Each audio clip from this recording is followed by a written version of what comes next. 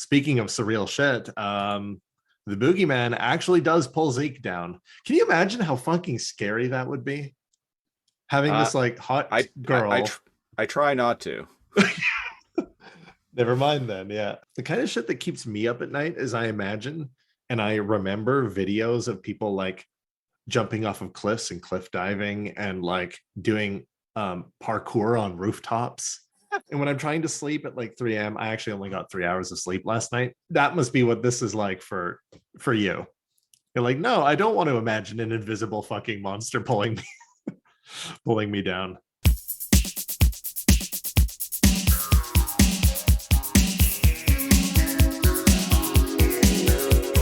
Welcome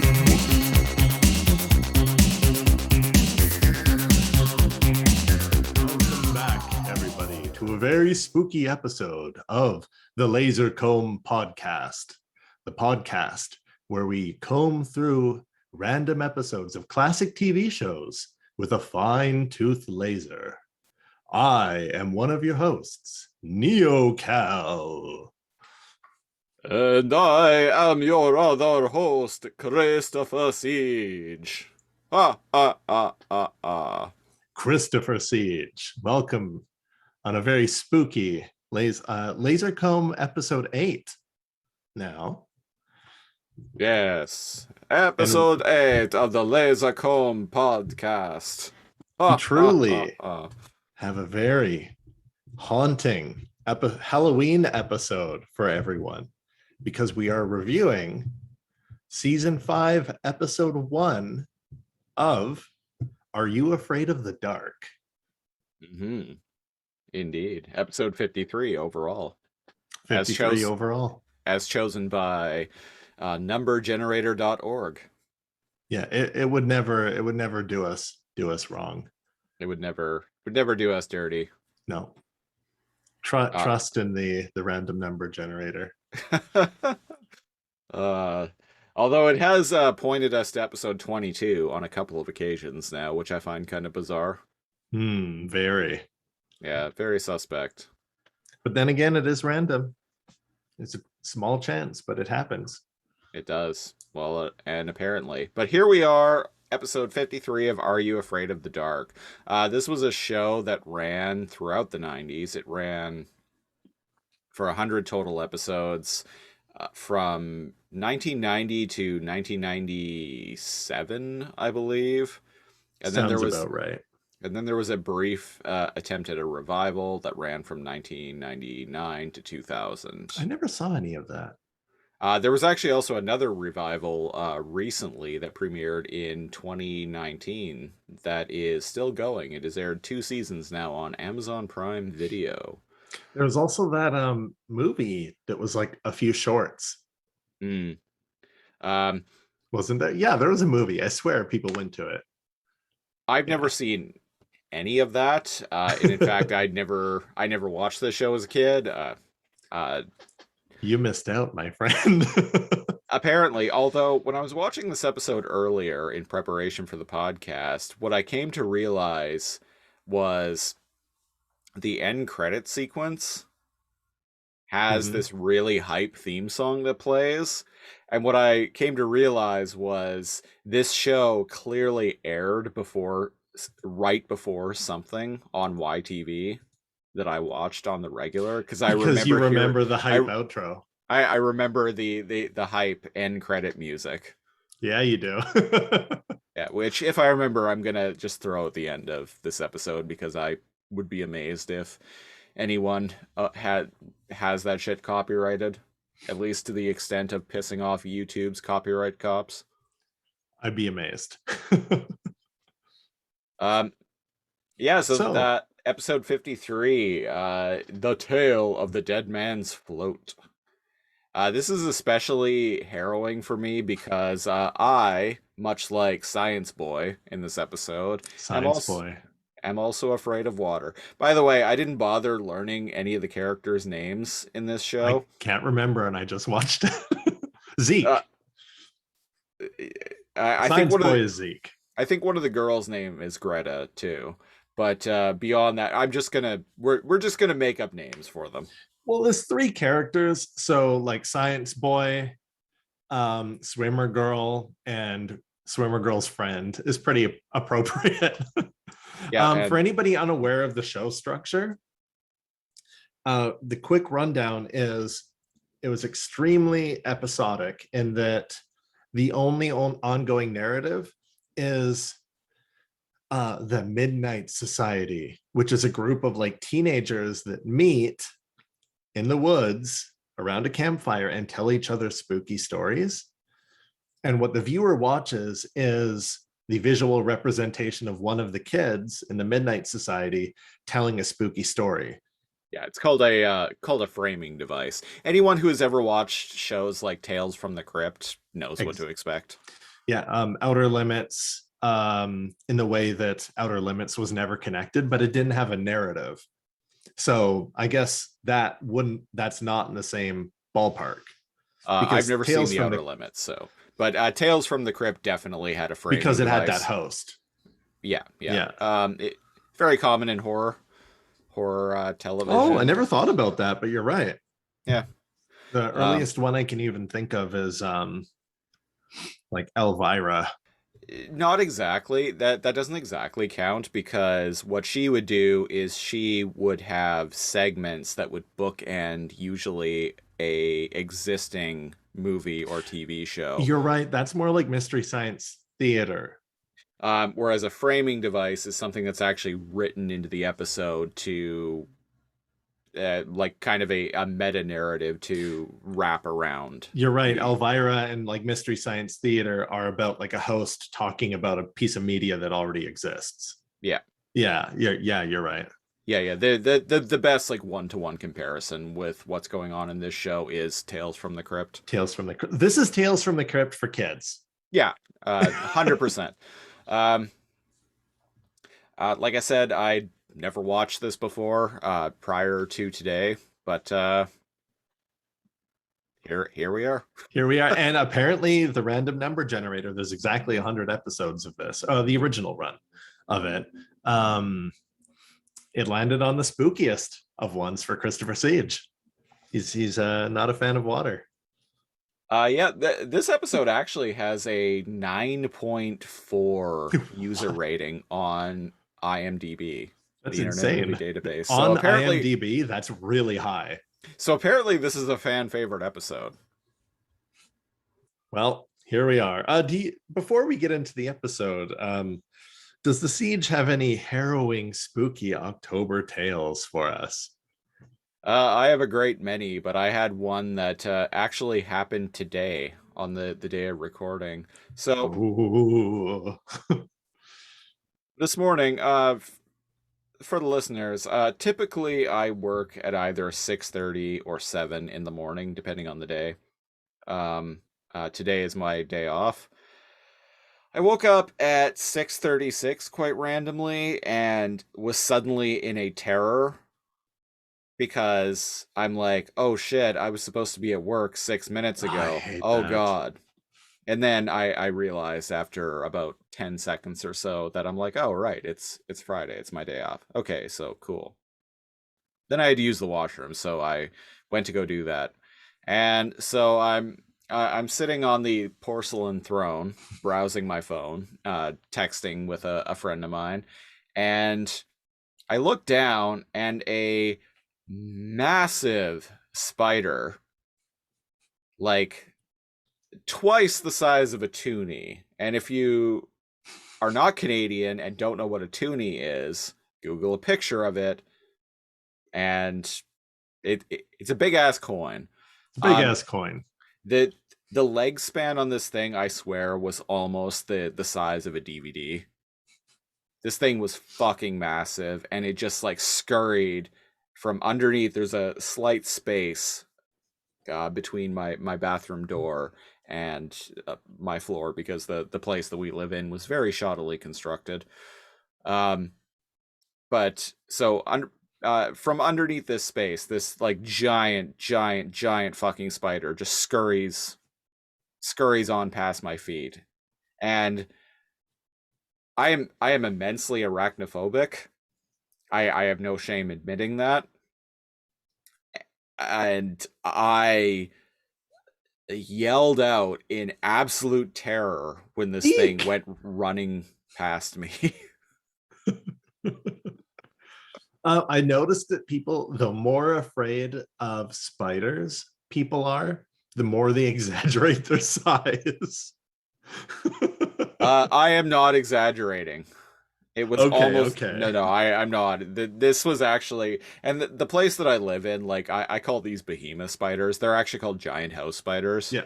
House Um, spiders, yeah. Specifically giant house spiders. It's the actual name if you look on Wikipedia. Yeah. Um, so giant house spiders. They get pretty fucking big. They do get pretty fucking big. This was one of the biggest ones I've ever seen. I catch and release spiders, but I don't want to touch them. They're eerie enough where I'm not afraid of them, but they absolutely startle me. This was also the second one that I've seen in a week. The other one that I saw was actually right by my feet, underneath my computer desk. Did you give them a stomp?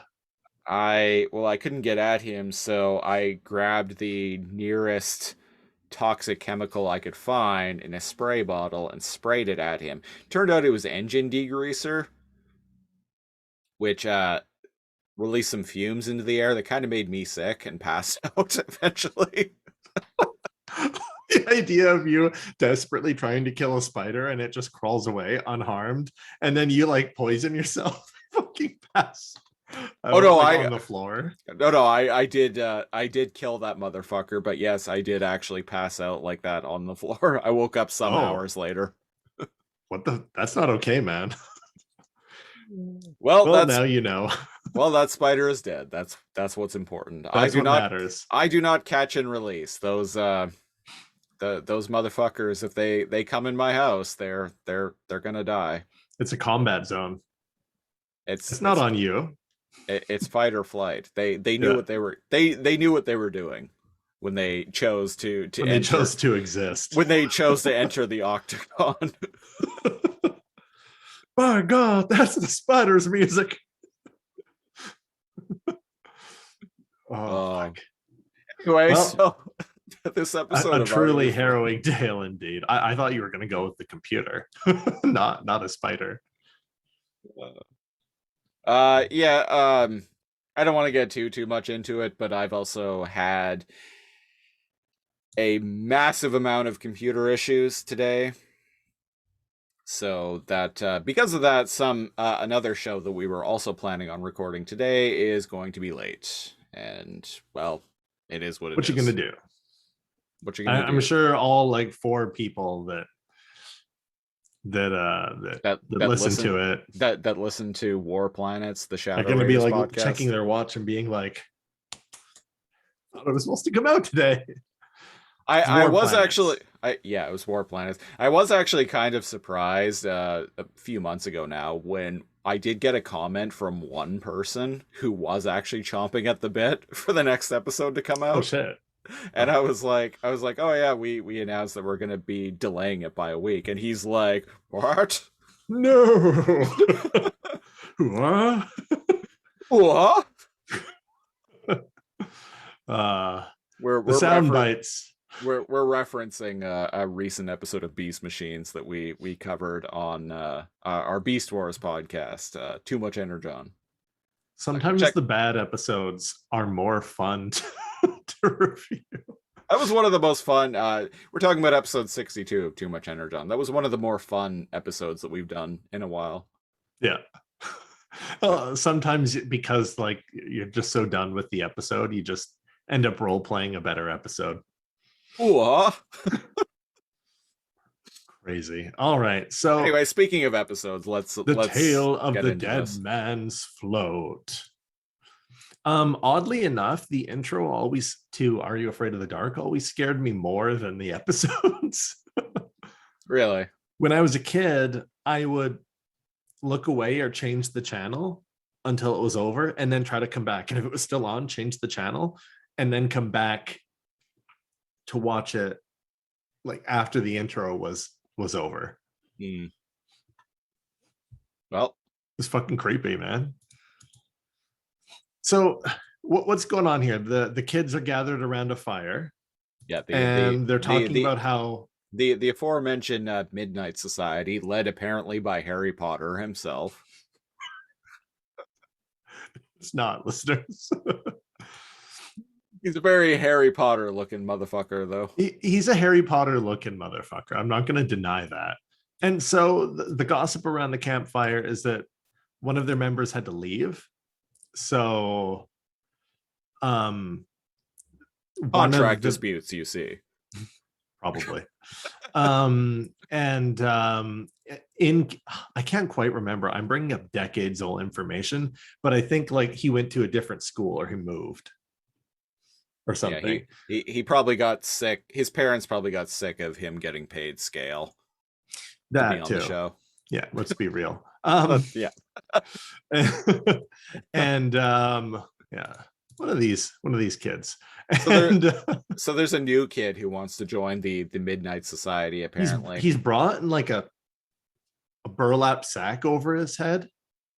And I'm like, wow, these kids are intense. This is like I'm in danger. And the kid, when they unmask him, one of them freaks out immediately. Yeah, it's this the one of the girls of the group like freaks out because she thinks he's like a dweeb or something like that. Well, when he's unmasked, there's this greasy kind of Rubenesque young man Rubenesque. who says, "Hey, babe," and kisses her on the cheek right away. So right away, the show's establishing that this is everybody knew a kid like this. Yeah, everybody knew a kid like this that graded on everyone. So this little shit has to tell a story to the other members of the Midnight Society to like basically prove that he's cool enough to hang out with them. It's I'm guessing this is the broad setup for the show, Yeah. like in general. Yeah. Does a kid always have to prove themselves every episode? Not as much as this guy, but for the most part, they do need to like tell a tale and see if they're good enough. Oh, okay. But from So, what yeah. I remember, they're never like, you know what? They're kind of Fuck bad you. at this. Bye. Right. So this guy needs multiple chances to get in their good graces. Yeah, we don't find that out until the end of the episode, but Yeah. but so he decides to tell the tale of the dead man's float, and we flash back to 1954. It's at like a high school, like junior high type swimming pool. Yeah. And this like young boy is swimming in this pool, and the camera pans back to like some room off to the side, and we see a dude wearing a t-shirt that says lifeguard on it, so we know he's a lifeguard. Is like macking on some chick. Yeah, it's like the office nearby. Like if it was a PE teacher or a swim teacher, this would be his office or something. And Yeah. it's revealed that they're sweethearts, and this is the girl's little brother that's in the pool. Yeah. Foreshadowing, she says, "Hey, you're the lifeguard? Shouldn't you be out there like watching him?" Shouldn't And you he's be all out like, there lifeguarding? "Lifeguarding, Guarding life? guarding the life of my little brother." And he's all like, "Oh, I can leave if you want." And she's like, "No." And then they smooch and make the kisses. And then the kid like jumps into the water, I think. I can't remember if Yeah. he was in the water before or if he jumps in now. He But he's he in the jumps in and he's in the water, and like he I don't know. smells some rotten eggs. Yeah, he smells something really bad. And then apparently Jaws attacks him because we get like POV shots underwater of it like swimming toward him, and he gets And pulled he screams under. for help. Yeah, he screams for help. He gets pulled under, and yeah, kid drowns. I like how the lifeguard grabs the what the fuck is this called? Life preserver. And he runs and he jumps feet first. Maybe, man, my ex was a lifeguard. You'd think I know. Maybe you're supposed to enter the water like that, but I'm like, why are you diving in? to help him. He like jumps feet first, and I'm Yeah, like, the way he dives is fucking comical. he like T poses with his feet perfectly straight out, like somebody who's actually not a lifeguard. But maybe I don't know. Maybe that's what you're supposed to do. And it kind of fades as it shows bubbles coming up, right? And then it cuts to a classroom, presumably in the present time. Yeah, so like 40 years later. Yeah. So 40 years later, we're in a classroom, and Science Boy, who ends up becoming one of the main characters of this episode, his name's Zeke, if I recall correctly. But from here on out, he is Science Boy. So Science Boy is doing some science. He's given like a presentation of like the stereotypical like school like science project of like making uh a volcano by mixing water with some chemical and shit. And there's a couple. He's like giving his demonstration, and we're introduced to a couple girls who are also like his classmates, and they're just like bantering back and forth. And One of the girls likes him, thinks he's like a lost puppy dog. The other one thinks he's a fucking dweeb. nerd. Fucking nerd. And she's like, I'm gonna go talk to him. And she's like, oh, really? So they talk to him. They rip on him a little bit, blah, blah, blah. The bell rings. Yeah, and then after like one of them leaves, like the other one sticks behind. It's the Uh one that didn't like him. The yeah, one that was calling him a dweeb. Swim Girl. Swim Her girl friend, I think his name is Greta. Greta is the one who doesn't like likes him. him. Yeah. No, her friend does like him. The swim girl does not. Aren't they both swim girls? Yeah, they are both swim girls. Well, we only see her. But but the Anyways, the one that doesn't like him is the one that Zeke talks to. There we go. and he's like, "Hey, I have something to show you." And she Yeah, ominously. yeah, very ominously, and she's like, "Oh, what is it?" And he's like, "Well, I can't tell you." And she's like, "Just fucking tell me, dude." He's like, "Well, that's no fun." And he's like, well, I can show you after school. And she's like, I got practice, dude. Yeah, Like, what's up? because earlier, yeah, he was like, "You're on the swim team, right?" I'm on And the swim team, remember? And he's like, oh yeah. well, what about tomorrow before school? And she's like, "Dude, just fucking tell me." Well, that's no fun. And at first she's like, really, kudos to this actress, by the way. And she's like, fun? Science boys telling me fun? That's a weak ass motivating factor. I'm just gonna say, like that's weak sauce in terms of motivating the character to go do this like potentially like really uncomfortable thing. Well, Like, oh, she seems, the nerd says that I don't know fun. Okay, I guess I'll and go hang out with him. she takes it as like a challenge. She's like, okay, Beaker boy, you're on. Yeah, Like, I and guess she's impressed by his pushiness, or like she's not intimidated by him or worried. So what happens? Zeke he's finds a wearing secret like passage. he's wearing like a comically oversized sweater. Oversized shit was like the norm in the 90s, but That's they're particularly dressed like old people. that's Right? true. So he's like, come over here, come over to this locker. I got something to show you. And she's like, I've seen the boys' locker room before. And I'm like, hang on. She's like, there's nothing in here you couldn't that I don't already know. And I'm There's like, nothing you could show me in here that I haven't already seen before. And I'm like, wait a minute. hold up. What? You thought so Yeah, too? what? Yeah. Yeah. And I he's like, oh, you think you've seen it all, huh? And he like pulls out the locker, and it You haven't swings seen out. the golden rocket.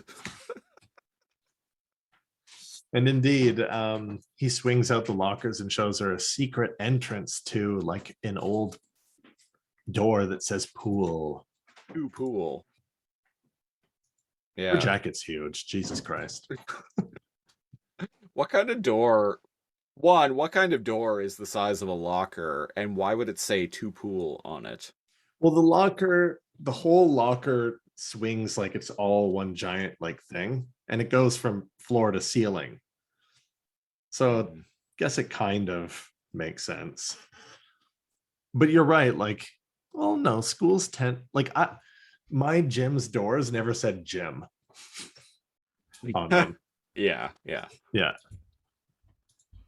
And So we get they, a spooky old derelict shut down section of the school. yeah, it's an old pool. It's an old pool.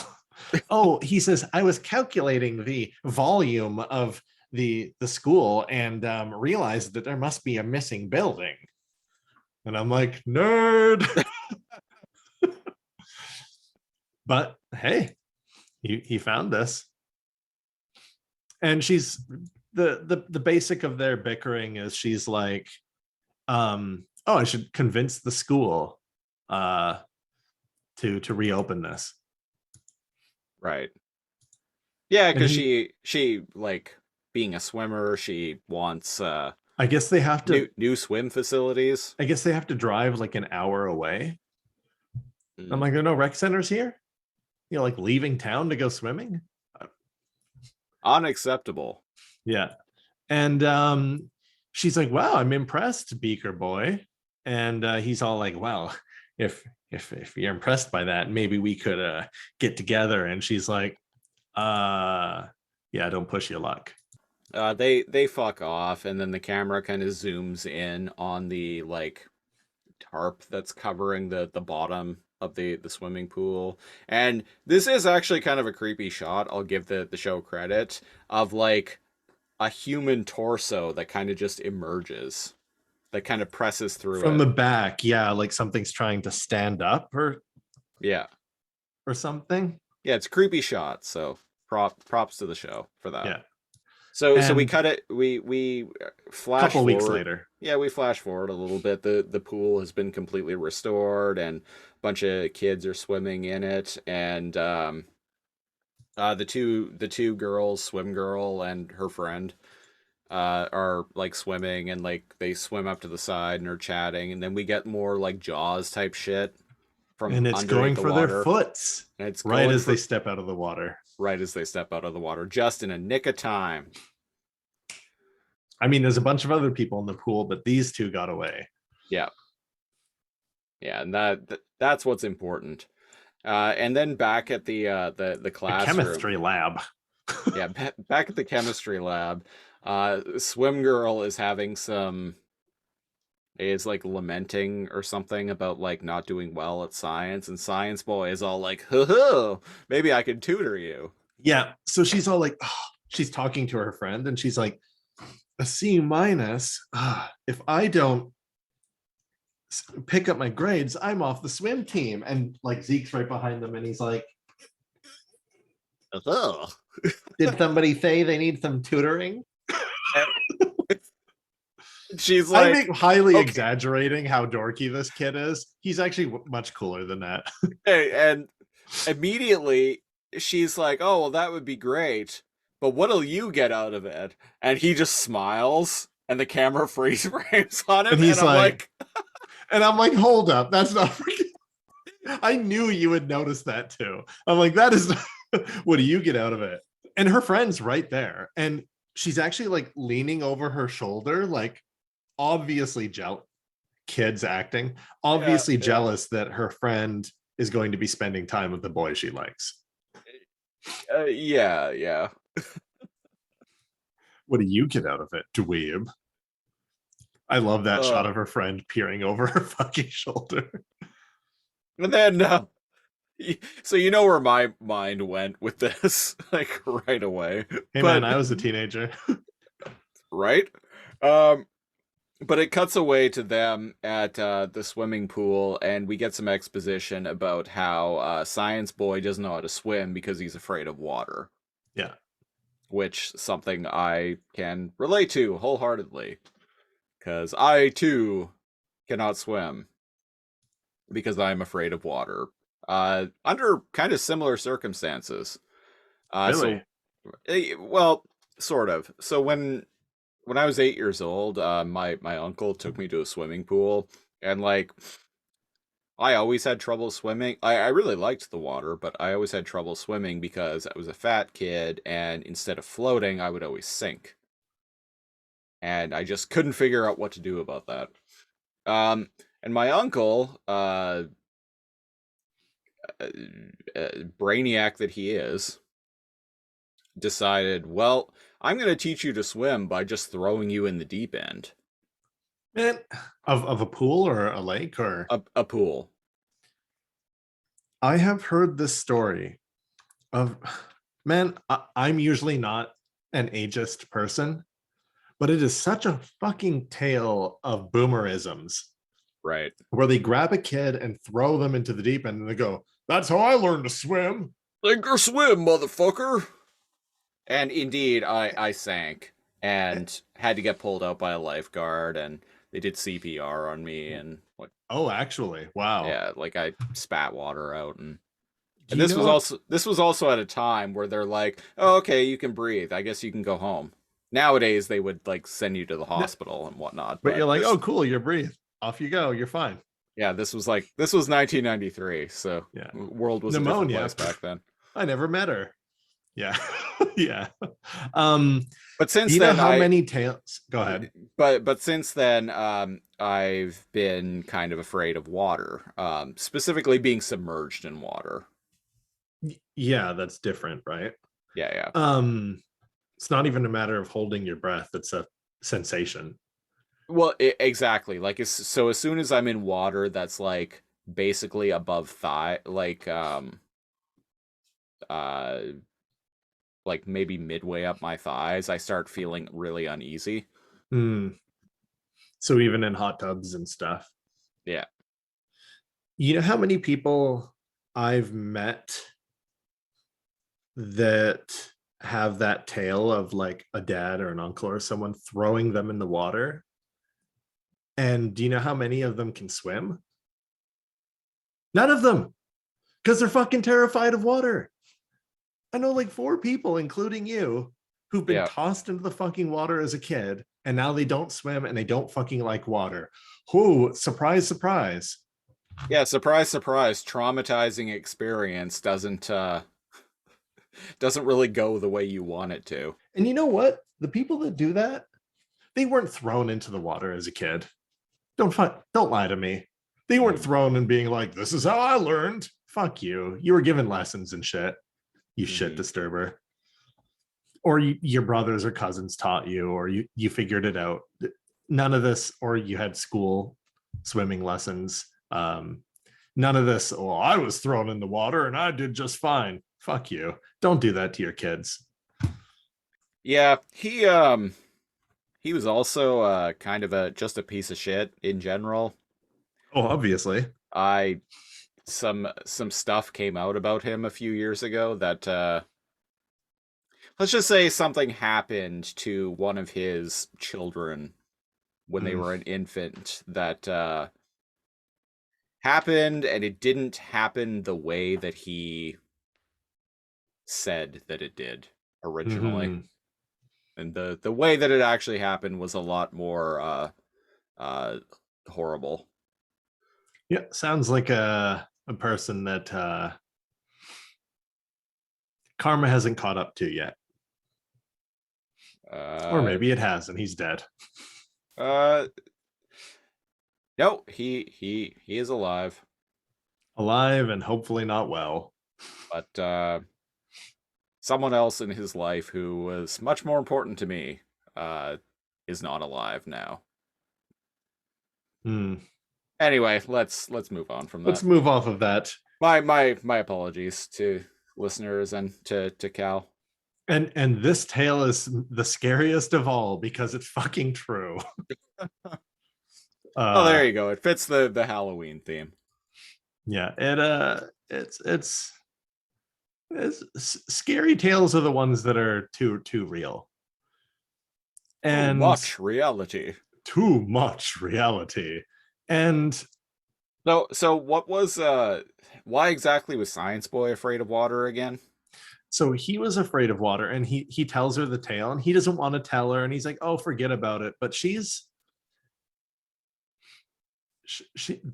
not very afraid. She even stole the keys off of her coach, Mm. right? So she's like, "Oh, tell me, come on, you've come Yes, this far." yeah, they're And at the pool after hours, right? yeah, yeah, it's nighttime.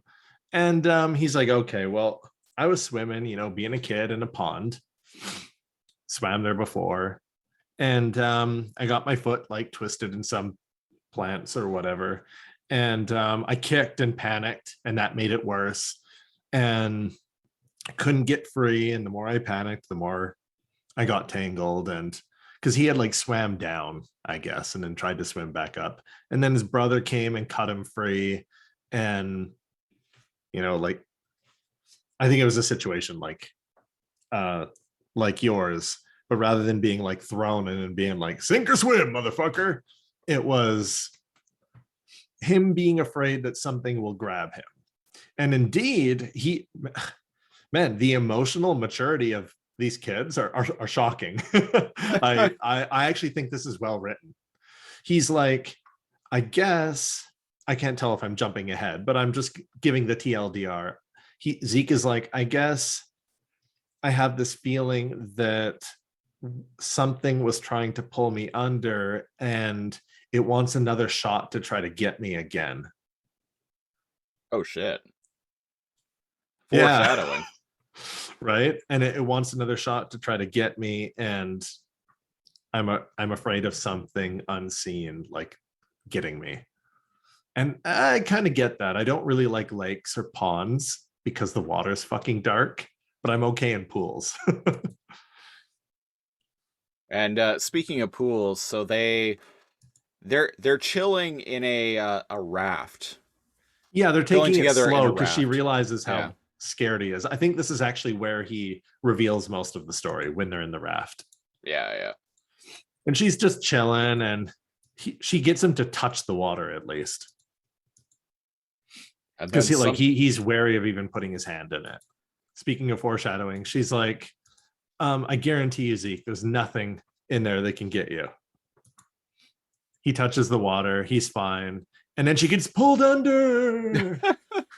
It's not a monster. It's her friend who somehow, despite the fact it's very quiet at night, somehow this girl slipped into the pool when neither of them were looking and swam underwater to pull her friend under and give her a spook. But so yeah, they keep talking, and they're yeah, Greta fucks off, and they keep talking, and then something like weird shit does actually start happening, like You smell the like sulfur, acid.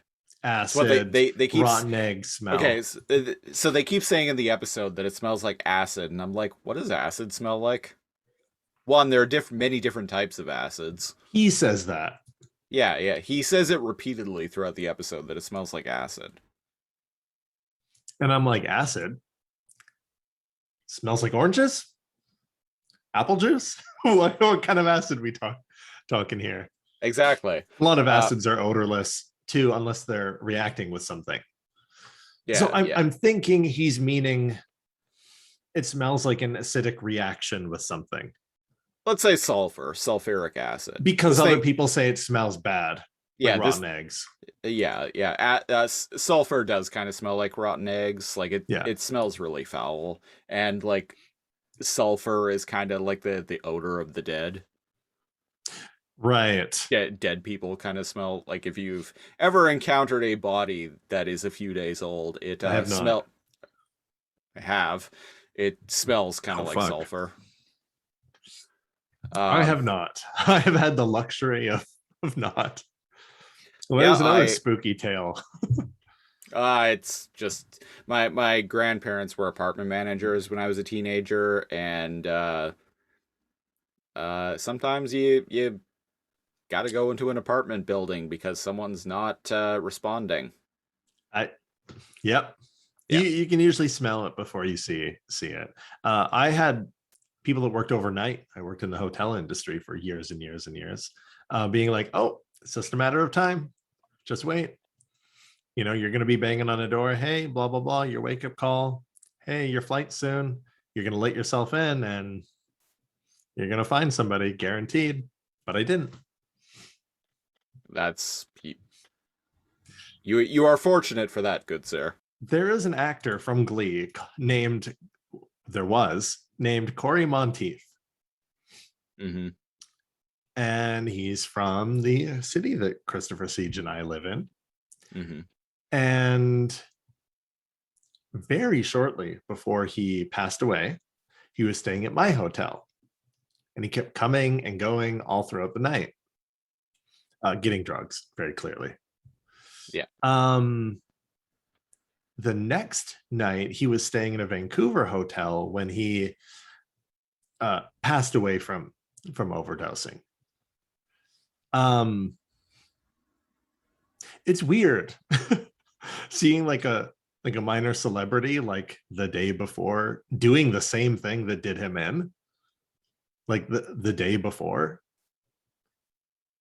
And I just keep always say to myself, man, why couldn't he have died at my hotel? No, I'm kidding.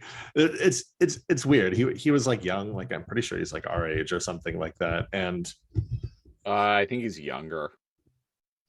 Honestly, I'm pretty sure he was like.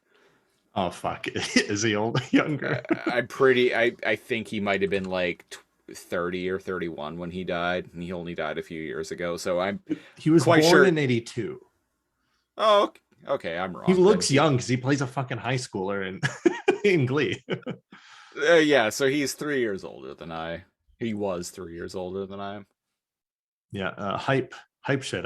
I would get asked by people on the bus all the time. I don't know why. I guess with shorter hair, I looked like him a bit, and I would just start lying and being like, "Oh yeah, he's my cousin."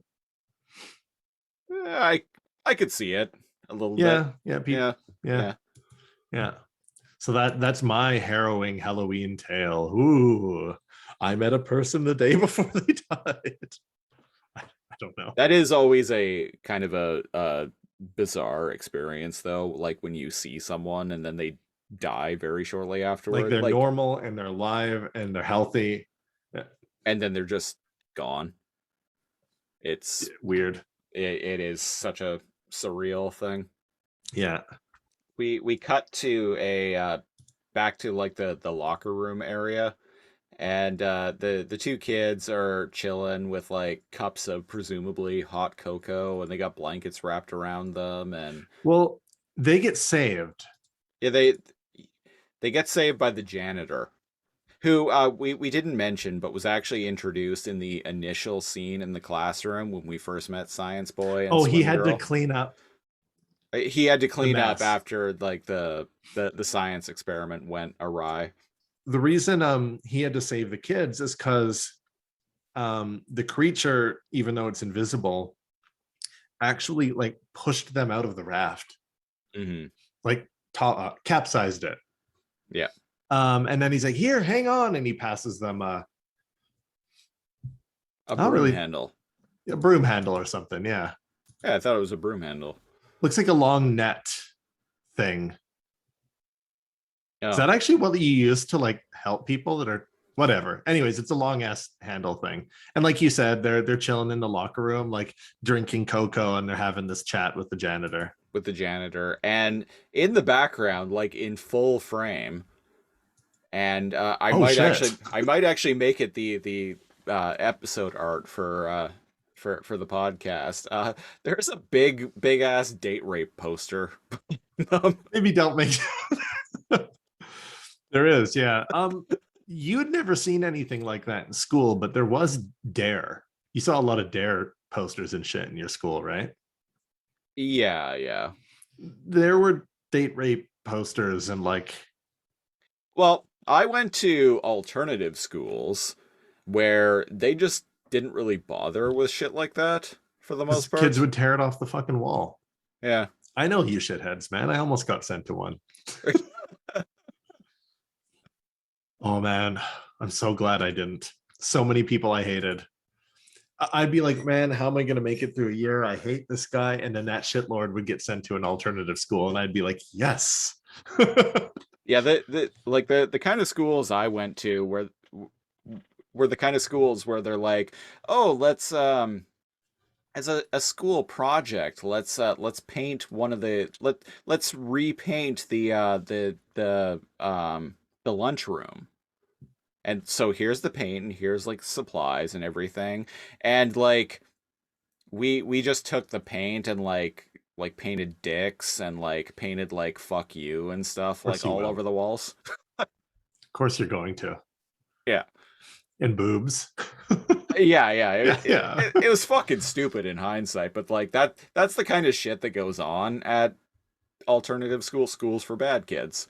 Yeah. Um, so they didn't really bother with like posters like that, like posters that would actually Did be it get like ripped off informative. or people They would draw dicks on the yeah. exactly. Yeah. That's fair enough. For anybody who's unfamiliar with what the hell we're talking about, there are private schools that rich people send their kids. There are public schools that most of us have gone to. Free education. It's a privilege. It's and a right in most first world countries. Hmm. Um, if you get suspended in fights, in trouble a lot, and you're not adjusting, you get sent to an alternative school. Yeah. That's the public school for the shitlords that this public education system has given up on. Yep. The teachers there are tough. They don't want to fucking be there. All the kids are shitlords. And it's like the school they get sent to where it's like, oh, you can't be suspended for fighting or like whatever here. There's nowhere else to go.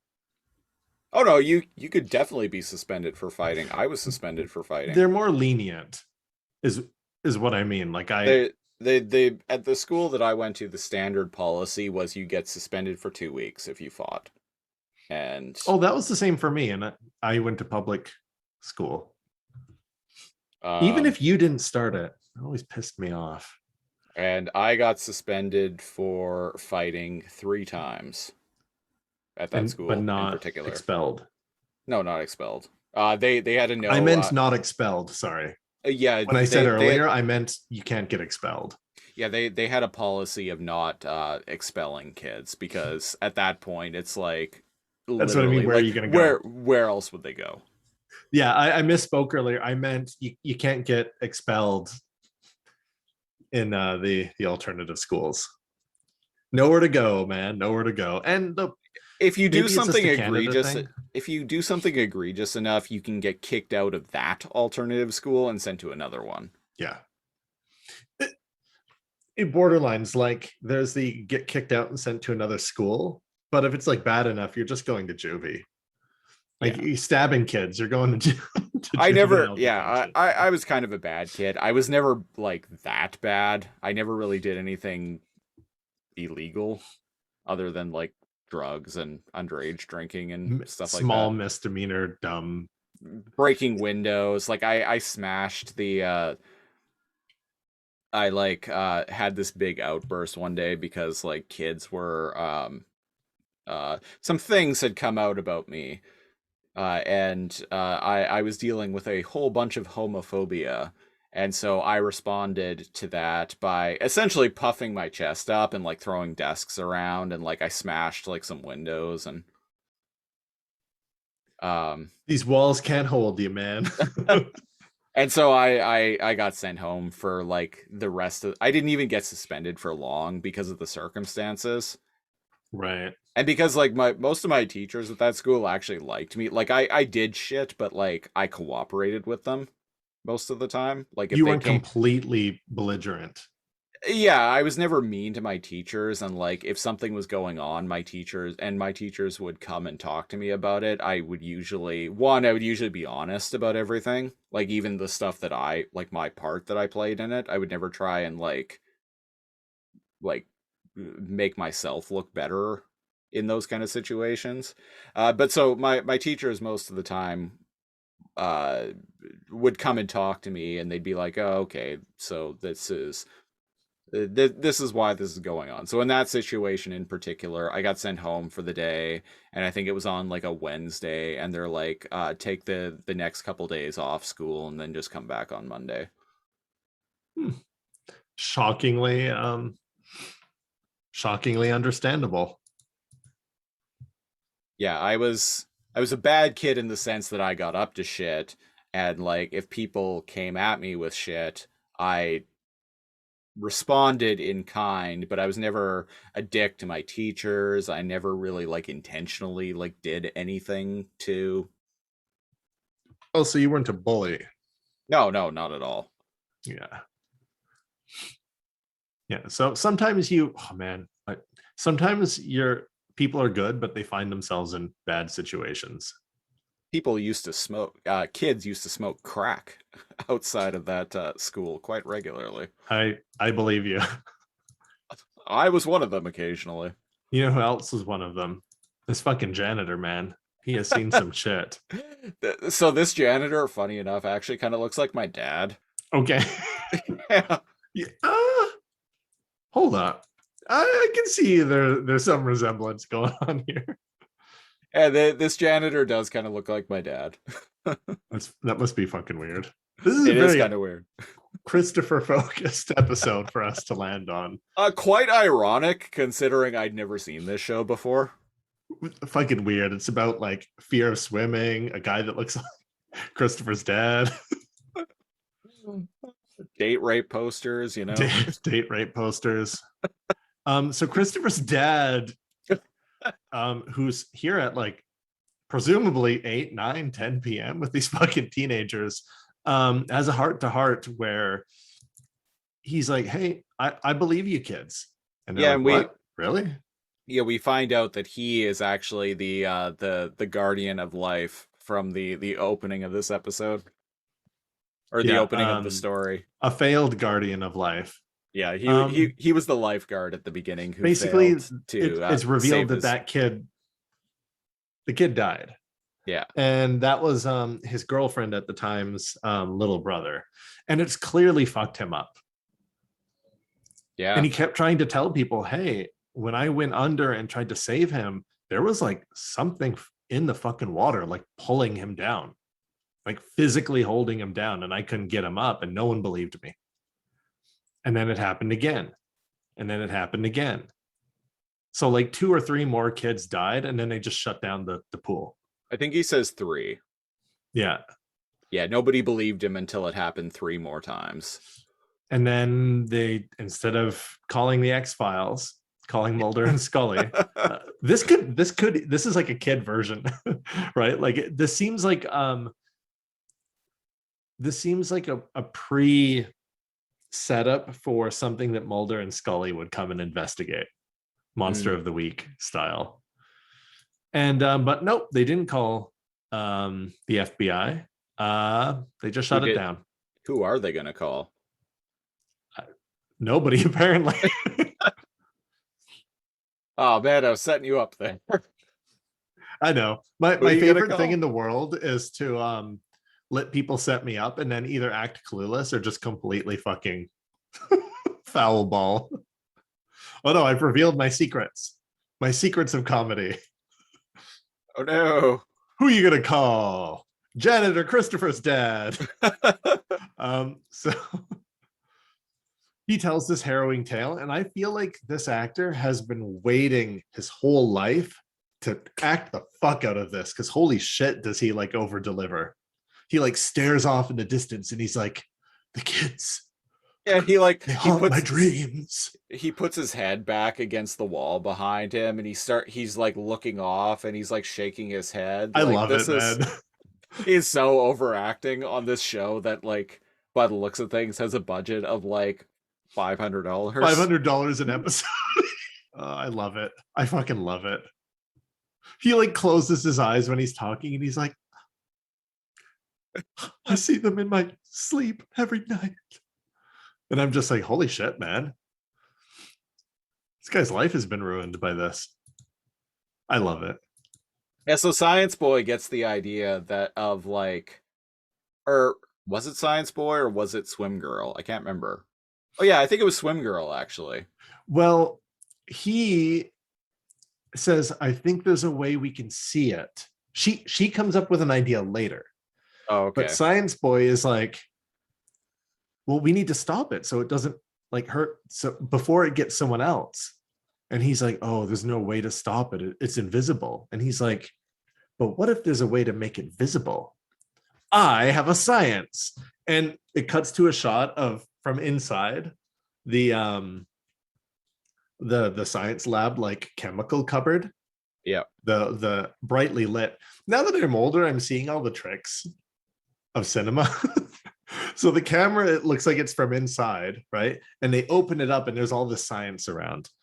And he's like, this something, I don't know, it interacts with acid and makes it red, makes Blah it blah colorful. blah blah profanate. Yeah. So we're gonna make it visible because I have a science. And indeed, they go right back to the pool. And I think this is fucking hilarious. It's a whole pool. You know how dilution works, right? Mm-hmm.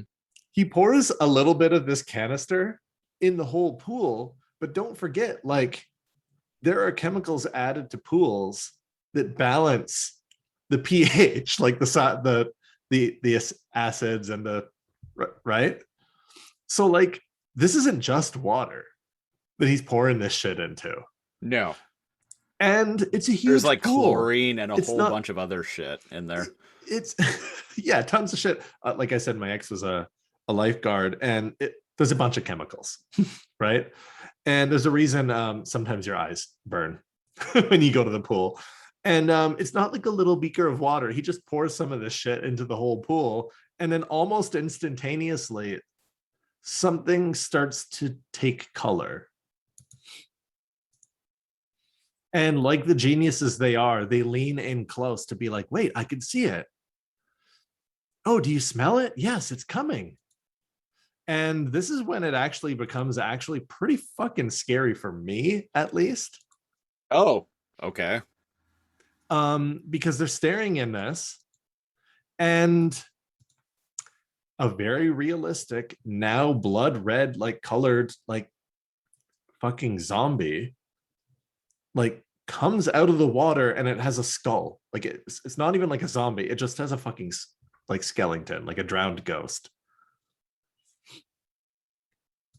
And I I mean, find it pretty fucking scary. I mean, it looks pretty good. I'll give them Yeah, that. it does. I I remember this, watching this as a kid, and I was like, holy shit. I thought it was just going to be an amorphous blob, not like a fucking zombie. And we skipped over the part, but what is the janitor? The janitor did a bunch of research, and he found out that there was an old burial ground where they built the school, and he figures they must have forgotten to move one of the bodies, and it's restless. So he's implying it's an angry ghost. mm-hmm. Anyways, this scary fucking like red skeleton comes, and the janitor is like paralyzed in shock. It And they emerges from the pull water. It emerges from the water, and the janitor and swim girl run away. And so Science Boy like hits it with the stick or hits it broom with or a whatever it stick, was. and it like throws water at it. And then Science Boy gets the idea that, It doesn't throw water at or it it, it doesn't throw passes what it through it. passes through it, and it causes water to splash away. And this gives Science Boy the idea that It's made of this water. this thing is made of water. And so uh he comes up with the idea of like using his like science fair bullshit, blah blah profanate or whatever, that he used at Well, the beginning of the episode to create the science exploding this mountain is the thing. part where she actually comes up with that idea. Oh, okay. I think, because remember how you were like, oh, she comes up with the idea to go to the lab. This is her idea. And she's like, wait, remember, geek? There's a spooky scene. Basically, what did we skip over? it's water, but it's like red and blood. And they're like, how come it's coming after us now? Because it can't hide. And they leave the janitor, who's in like a shocked state. Again, great actor. In the in the locker.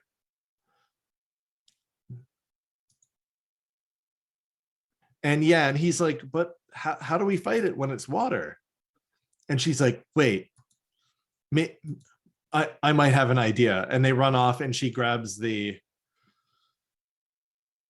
fuck, what did you say it was? The black chemicals, volcano chemicals. Yeah, the manganite, something manganite. Yeah, there you go. And she explains it to him. Science was never my forte in school. That's all I'm saying. She explains it to him, and he's like, right, of course. My volcano. That's brilliant. And she goes to open it, and he smacks it out of her hand, and he goes, it's extremely reactive to water. You'll burn your hands unless you use gloves. But he hits it into the water. Well, I'm like, bruh. The canister is still sealed at this point. Yeah. And he's like, you have moisture on your hands. If you open it now, your hands will burn. Yeah. So he smacks it out of her hand. It's still sealed, falls in the water. And then she's like, I'm going in after it. So she dives into the water. Yeah, she pulls her hoodie off and jumps back in. Oh yeah, they were wearing like hoodies or something. She dives back in, and of course the monster goes after her. Yeah, of course. Very predictable series of events here. Tearaways. She got out of those really fast. I forgot in the 90s, it was all about baggy clothes and being able to strip them as fast as you can. Because she has tearaways, and she just like pulls them off. And I'm like, right. Motherfucking tearaway pants. I had some for tearaway emergencies, pants. Just like this. You're goddamn right. So did I.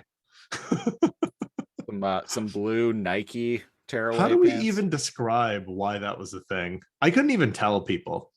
Grandpa, how come you had pants with like light buttons on the side that you could just rip off in a hurry? No practical reason, kid. I guess if you need to dive and grab some manganite. Well, you see, Sonny, sometimes you're at the school swimming pool after hours with a hot babe, and you know, you gotta go swimming. Sometimes you just gotta go swimming. I understand. I missed the first time watching this that she had tearaways on. Yeah. I wonder how many takes it was like. It was like, okay, you need to take these clothes off as fast as you can and jump into the water. Actually, no, she's a 90s kid. Did it on her first take. Also, how presumptive of me to assume that there's more than one take for any of these shots. Hey, it was a single camera show in the 90s. That is kind of rare. No, fair. Actually, fair. Yeah. So the zombie so guys they probably, grab her. because it was a single camera show, they probably did do standard operating procedure was 3 takes of every scene. That's a good point. Yep. Yeah.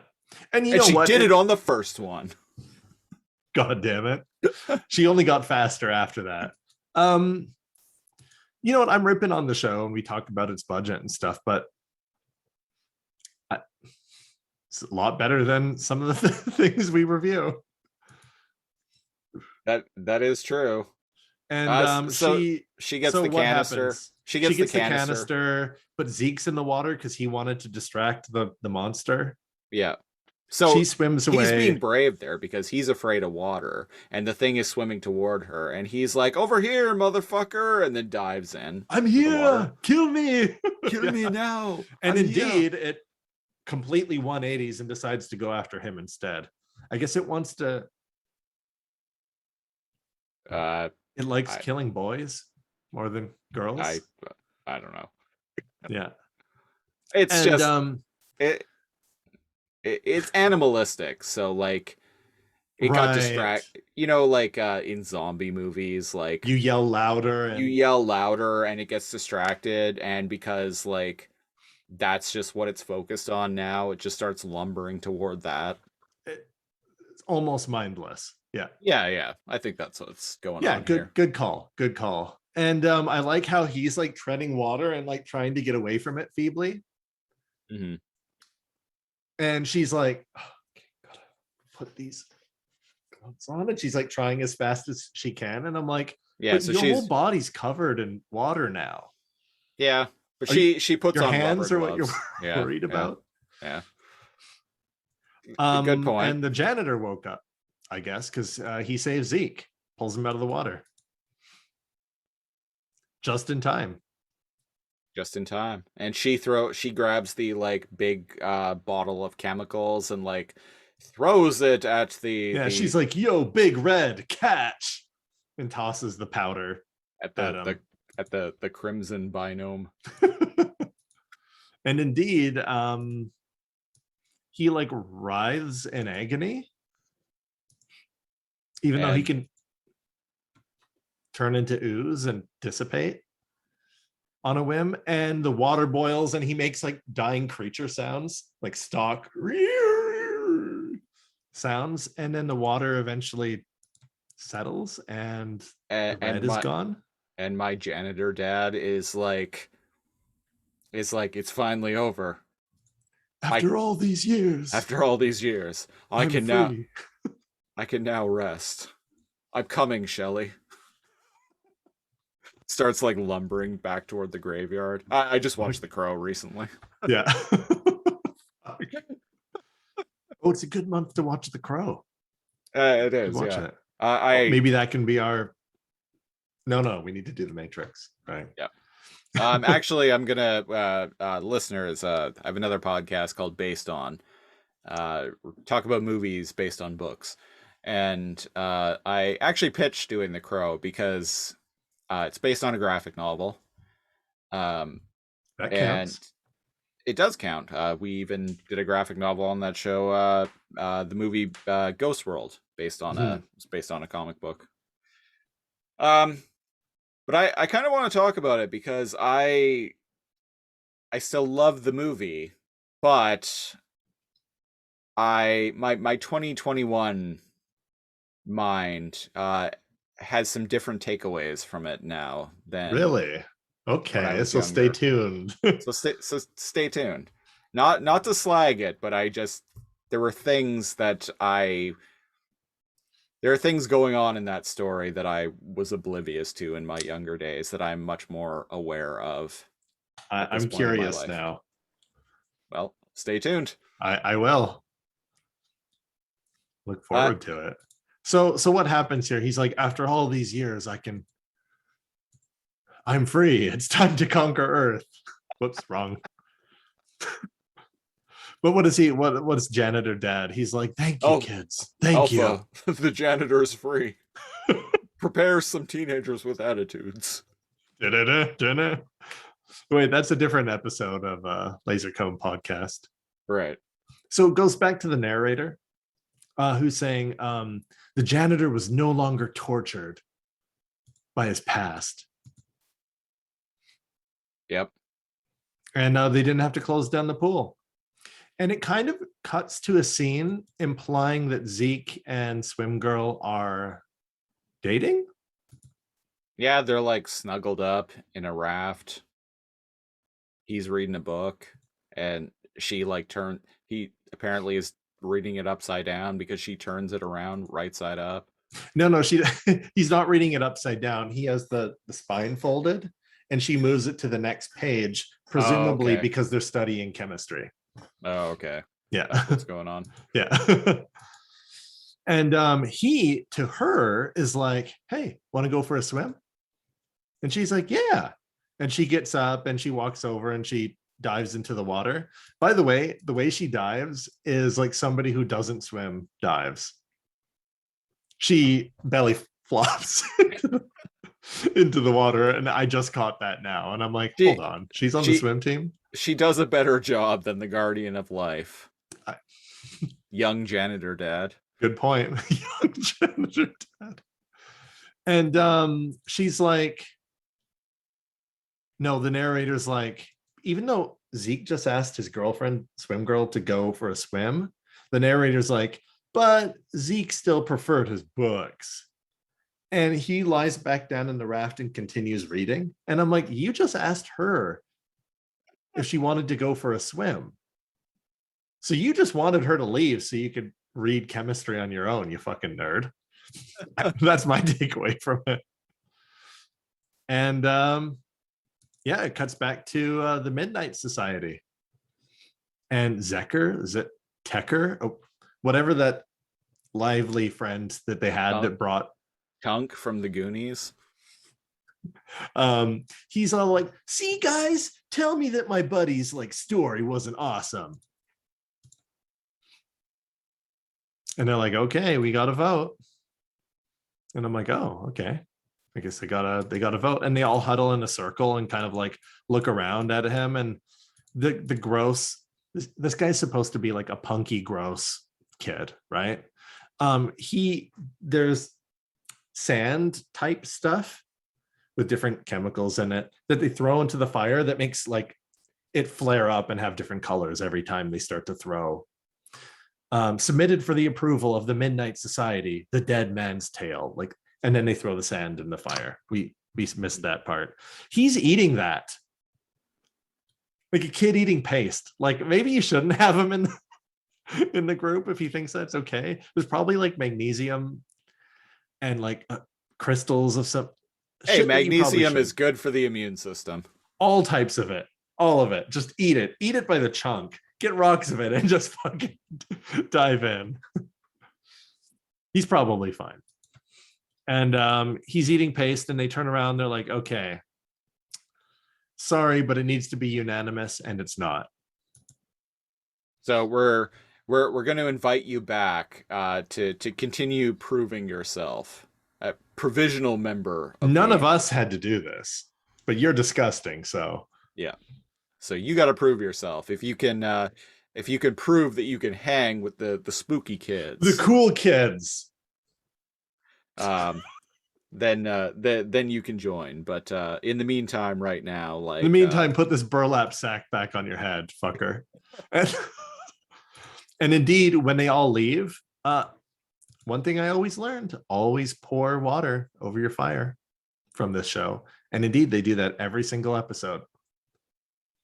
Well, good on them. Yeah. Only you can prevent forest fires. It's true. They're always safe. And they leave. And the fucking hype outro kicks in.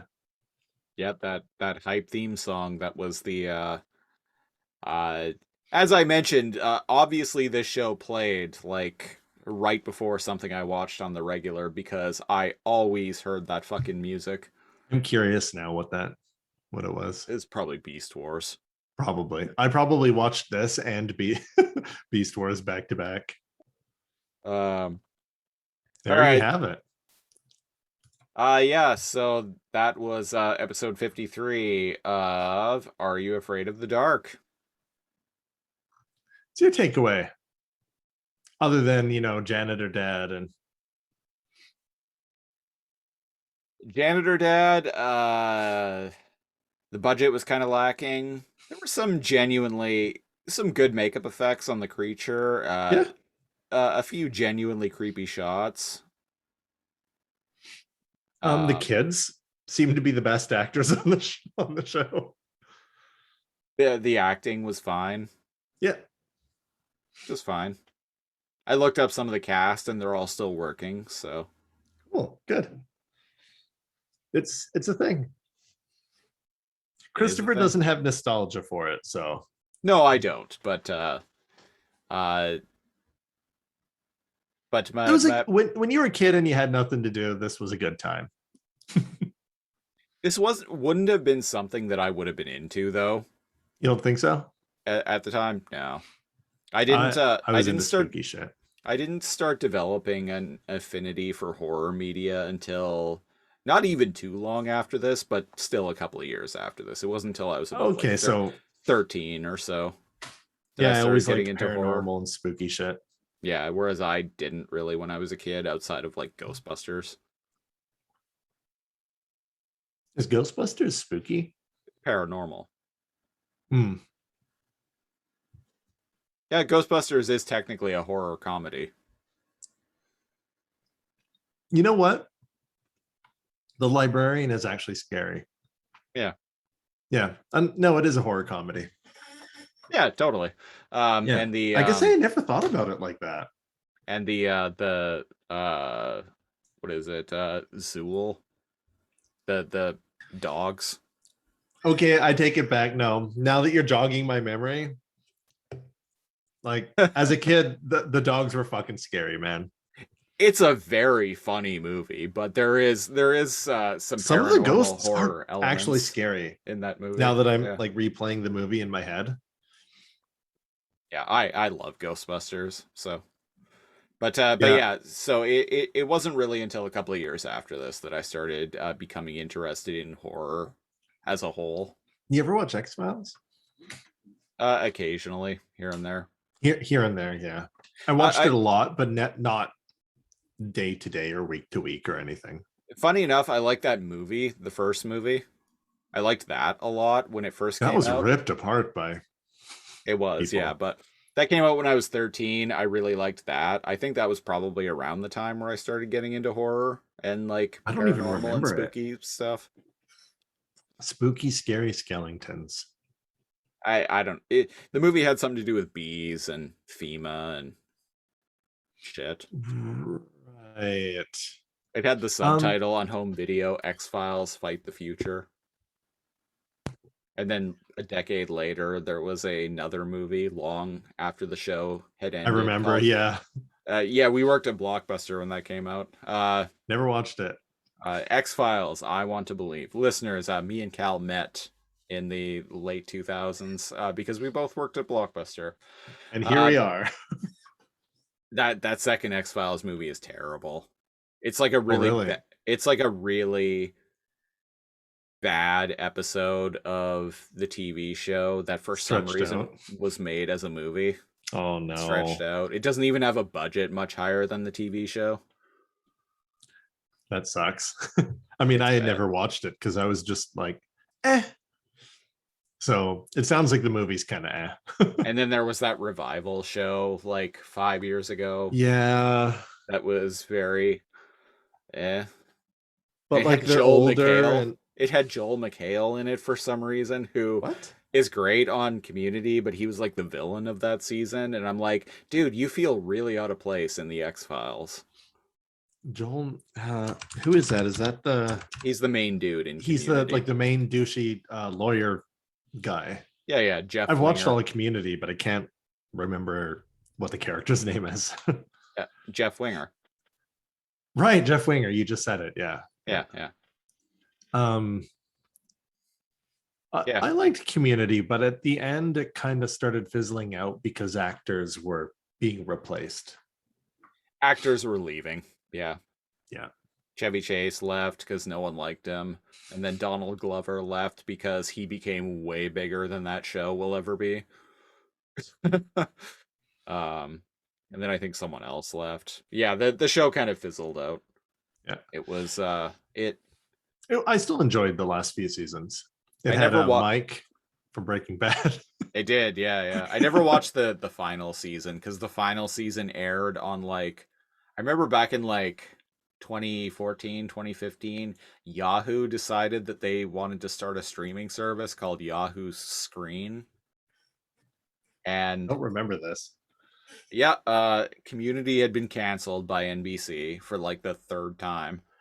And instead of them like being like, oh, okay, after fan response, we're gonna bring it back and just with less episodes, they were like, no, this time it's done. Season 5, it's done. This is it. But then Yahoo Screen came around and they're like, oh, we're gonna pick up Community and the show is gonna be exclusive to Yahoo Screen. And so Right. it broadcast, Yahoo Screen fizzled out after like less than a year. And so then they just sold the show into syndication. And now it's like And all now on Netflix. it's on like Netflix and all of that. I think it's I also on didn't know Amazon that. Prime Video. Um, to the episode that we just finished. Can't even remember Yeah, what it was we're called. getting way off track. Let's No, start no, wrapping no. this up. It's okay. The tale of the dead man's float. I always wondered why it was called that. That's why I can't remember. Um, this couple must turn into like Ghostbusters themselves. Like think about the implication of that. They killed a ghost with They like grow up chemistry, and become the Warrens from the Conjuring films, who are based on real people. who are based on real people. Yeah. Yeah. You know what? I was thinking that I didn't want to say it, but that would be pretty cool. The implication that you can like forever kill a ghost with like alchemy is fucking hilarious to me. Like Yep. you know, they didn't go and get a priest. They didn't do a prayer or put holy water in there. They like combusted the ghost, which proves it was like a monster, not actually a ghost. I don't Yep. write the rules on creatures, on cryptids. I don't know. I'm just they had to wrap it up somehow. They had to solve the problem. And they did with the help of Janitor Dad. Yep. Anyway, that has been episode 8 of the Lasercomb podcast.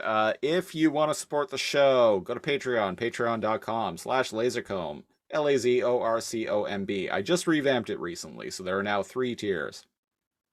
It's $5 tier, same as always, that gets you hours every week of bonus preamble audio of us shooting the shit on this and all of our various podcasts that we do week in and week out.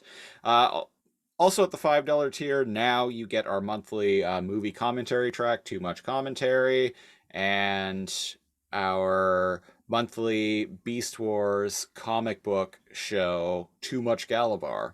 That has now also become a $5 and up tier. There's $10 tier, which gets you all of that, plus uh, our weekly news and current events program, Lasercomb Tonight. You also get to pick a show for us to review a random episode of on this podcast. So that used to be a $25 tier exclusive. It is now a $10 and up tier. There's still a $25 tier, but it's basically just the you really love us tier. So Yeah, it's and you just get a all t-shirt. it's just all of that. But then after 3-ish or so months, I'll send you out a t-shirt relating to one of the shows that Yeah. we do. So Um patreon.com/lasercomb. and I'm sure I forgot this.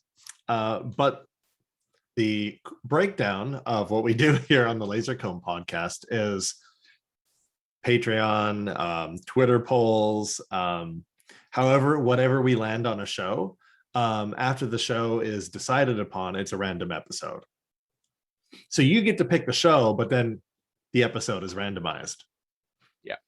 Um, yeah, I like to choose the show. Let my Twitter followers choose the show via Twitter poll.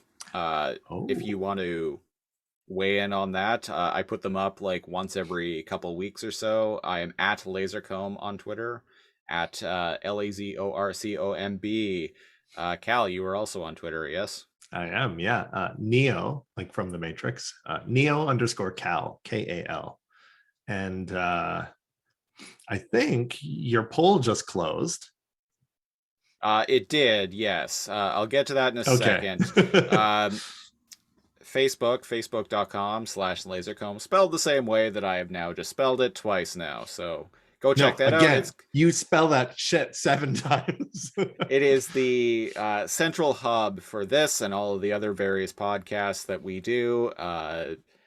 So go check that out. Facebook.com/lasercomb. I'm gonna We make a shirt that says laser comb on it so I can just point to it. Is that a good um idea?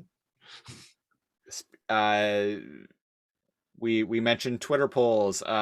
Recently I put up a poll on Twitter because at the time of recording, Halloween is coming up. Now, as was mentioned, we typically put the shows through a random number generator. I decided to break format a little bit in the spirit of Halloween, and I put up a Twitter poll to let my Twitter followers decide which Halloween episode of a random show that we'd be talking about.